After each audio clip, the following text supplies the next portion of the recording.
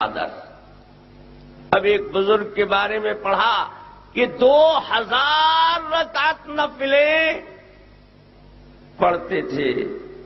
اب بتائیے کیلکولیٹر لے کر بیٹھ گئے. کیونکہ کیلکولیٹر میں حساب بیٹھتا نہیں ہے، اس لیے یہ بات جھوٹ ہے، یہ واقعہ غلط ہے. کیلکولیٹر بھی آیا تو ایک رکعت کے لیے کم سے کم 1 منٹ، ماشاءاللہ کم سے کم 1 منٹ. اب 1 گھنٹے میں 60 رکعت بنی. اب پھر 24 گھنٹے میں انہوں نے حساب لگایا تو کیلکولیٹر نے بتایا کہ 15 یا 1600 سے زیادہ رکعت بن نہیں پائے گی کسی حال میں. اب یہ بھی بنے گی کب؟ جب نہ کھانا کھاوے، نہ پیشاب کرے، نہ قضائے حاجت کی ضرورت پیش آئے. لیکن یہ نہیں بتایا کہ اس طریقے سے جانچنے کے لیے یہ قرآن کا حکم ہے یا رسول اللہ صلی اللہ علیہ وسلم کا حکم ہے. کسی چیز کی صحت کو جانچنے کا یہ کیلکولیٹر والا حساب اللہ کا بتایا ہوا ہے کہ رسول اللہ کا؟ تم تو ان لوگوں میں سے ہو جو سوا خدا اور رسول کے کسی کے پیچھے چلتے نہیں ہو، لیکن افسوس کیلکولیٹر کے پیچھے چلنے لگے.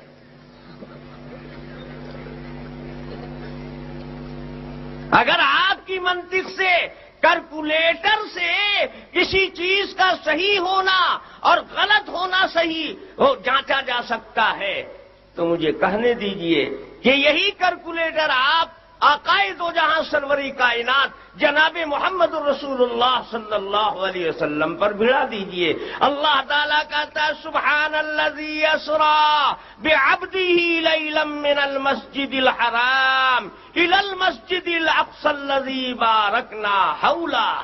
رات کے بڑے تھوڑے حصے میں اللہ اپنے عبد خاص کو لے گیا مسجد حرام سے مسجد اقصی، اور وہاں سے پھر کہاں؟ آپ کو بھی معلوم ہے پوری رات نہیں خرچ ہوئی اس سفر میں. اور سفر کہاں کا ہوا؟ فرش سے عرش تک کا ہوا، 7 آسمان سے اوپر. زمین سے آسمان کا فاصلہ نکال لو اور ایک آسمان سے دوسرے آسمان کا فاصلہ نکال لو، اور بیٹے کیلکولیٹر بھڑا کر اللہ میاں سے پوچھو کہ اللہ تیرا حساب ٹھیک نہیں بیٹھتا.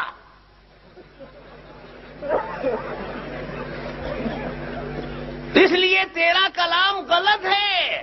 جس احمق کو یہ بھی نہیں معلوم کہ خرق عادت جو چیز ہوتی ہے اس میں کیلکولیٹر نہیں لگتا ہے.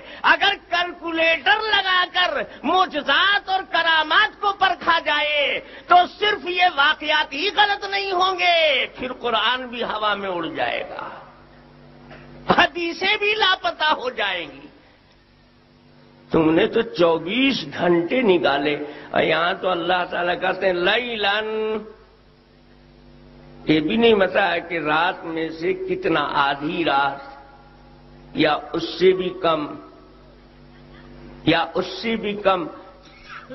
بلکہ بتانے والے تو بتا رہے ہیں کہ آپ واپس آ گئے بیت المقدس سے بھی اور 7 آسمانوں کی سیر کر کے بھی اور آیات کبریٰ کا مشاہدہ کر کے بھی اور عرش سے بھی اور جنت اور نار کی بھی سیر کر کے، اور آپ تشریف لائے ہیں تو ابھی بستر کی حرارت بھی ختم نہیں ہوئی ہے اور زنجیر بھی ہل رہی ہے. یہاں تو ایسا لگتا ہے کہ تمہارے کیلکولیٹر والے حساب سے گھنٹہ بھی نہیں گزرا ہے، 1 گھنٹہ نہیں گزرا، اور میرے آقا سروری کائنات جناب محمد الرسول اللہ صلی اللہ علیہ وسلم لاکھوں لاکھوں لاکھوں میل سے گھوم کر چلے آئے. خیریت کہیے کہ یہ جرجیس، یہ ابلیس اس وقت نہیں تھا، ورنہ تو اسی طرح جھٹلاتا. ابو جہل کو کیسے تو یہ ابلیس ملا نہیں، ورنہ کیلکولیٹر بھیڑا سا ہوا.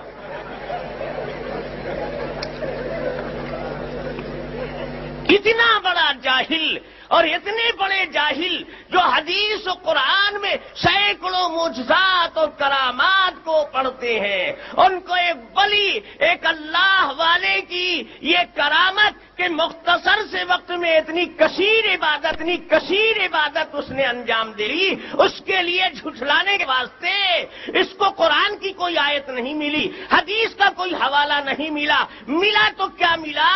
اسی انگریز کا دیا ہوا کیلکولیٹر ملا۔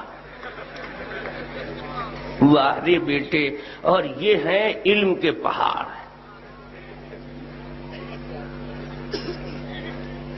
سوچئے جن کا مبلغ علم یہ ہے، جن کے بنائے ہوئے اصول سے قرآن غلط ہو سکتا ہے، اللہ کے نبی کا معجزہ جھوٹا ہو سکتا ہے، ہمیں کہنے دیجئے یہ اسی کی اولاد ہیں جنہوں نے اللہ کے حبیب کے خلاف پلان بنایا تھا اور کہا تھا کہ اے ابو بکر، اب تک تم مانتے آ رہے تھے لیکن میرا یقین ہے کہ اب جیسی بات وہ اگل رہے ہیں، میں شروع سے کہہ رہا تھا کہ مجنون و دیوانے ہیں، اب تم بھی کہو گے مجنون۔ کیلکولیٹرے والے تھے وہ لوگ، یہی حساب پھرا رہے تھے۔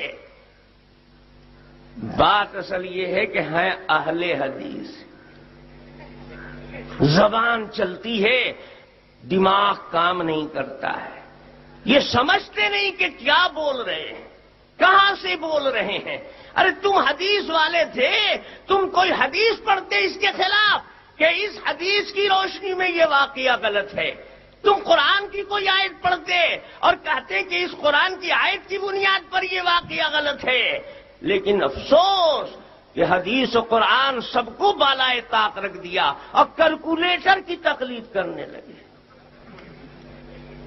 وقت آتا ہے تو کیلکولیٹر کو امام مان لیتے ہیں، کمپیوٹر کو امام مان لیتے ہیں۔ کچھ سمجھ میں آتا نہیں آپ کو؟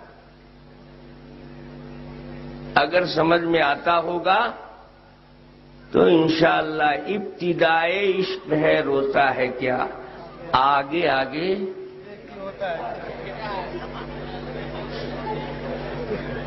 میں اس ابلیس کو کچھ نہیں کرتا، اس لیے کہ وہ تو جاہل مطلق ہے، بلکہ مطلق بھی نہیں مطلق ہے۔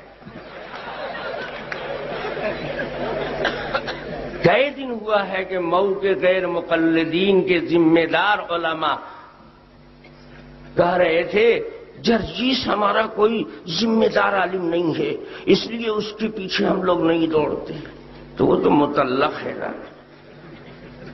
اور یہاں عملوں میں آیا تو مت پوچھئے، شیخ الحدیث صاحب اور جمعیت اہل حدیث اوفو سب سروں آنکھوں پر لیے ہوئے، اس لیے کہ حنفیوں کو گالی دینے میں ان کو بڑا مزہ آتا ہے،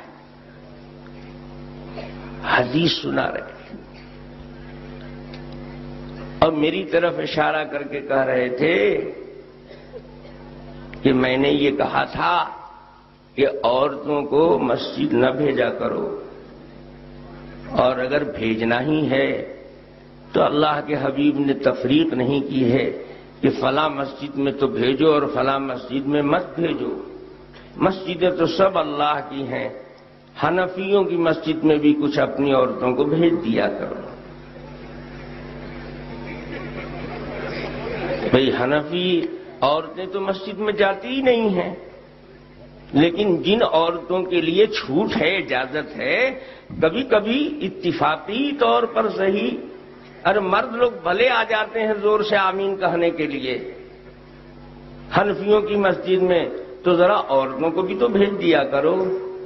تو بڑا تیکھا لگا تھا، کہنے لگے تھے صاحب دیکھیے اشارہ کر رہے ہیں کہ ان کے بگڑے ہوئے جوان عورتوں کی آبرو لوٹ لیں گے، لیکن پھر جناب والا خود حدیث سنانے لگے کہ ترمذی کے ابواب الحدود میں روایت ہے۔ کیا روایت ہے؟ کہ رسول اللہ صلی اللہ علیہ وسلم کے زمانے میں ایک حادثہ پیش آ گیا۔ حادثہ کیا پیش آیا کہ ایک عورت فجر کی نماز پڑھنے جا رہی تھی یا پڑھ کر آ رہی تھی، ایک شخص نے اس عورت کا اغوا کر لیا، اس کو کھینچ لیا اور اس کے ساتھ بدکاری کر لی۔